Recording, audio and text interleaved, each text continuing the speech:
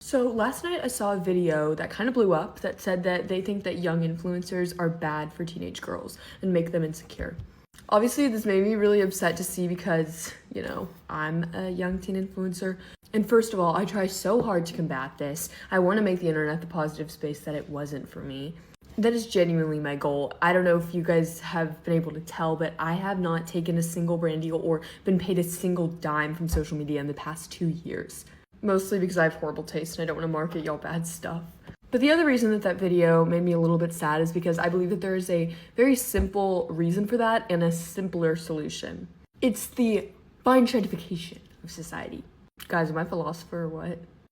Essentially, I'm sure you've heard this before, but back in the olden days, or even like 10 years ago, you would rarely come across like a young baddie your age or a young successful person your age, and so they felt more rare.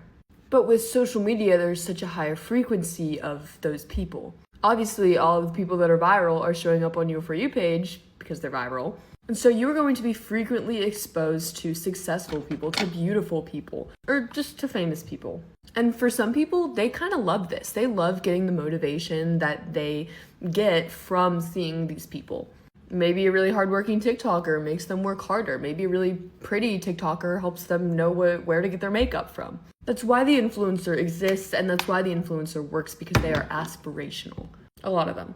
However, not everyone works like that. Not everyone sees a young person their age getting a lot of privileges, and that motivates them. For a lot of people, for a lot of us, it makes us jealous. It makes us compare ourselves. It makes us say, where do we go wrong? What's wrong with me? And if that sounds more like you, it's completely valid. There's nothing wrong with that. I'm like that too sometimes. So the solution for y'all is to block them. I feel like some people make a great use of this liberty and other people don't. I mean, I know it kind of seems mean, but they won't know. And if there's a girl that is genuinely making you talk badly about yourself and negatively compare yourself in a way that is harmful for you, you don't need to be seeing that. In real life, you have to handle things. If someone makes you mad or jealous or insecure, you got to work on that yourself. But on social media, we have the privilege of not having to do that.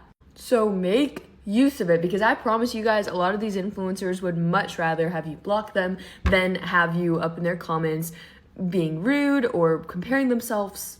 And it's certainly better than speculating about who is nice, who is a good influencer, which was a lot of what was happening in that comment. And I thought that was pretty ironic. I know this is a little bit off topic, but we don't know these people. I've had nothing but good experiences. There are girls that you guys will say, oh, she seems like a mean girl, and she's genuinely made me feel more welcome than anyone ever has. I've had no bad experiences.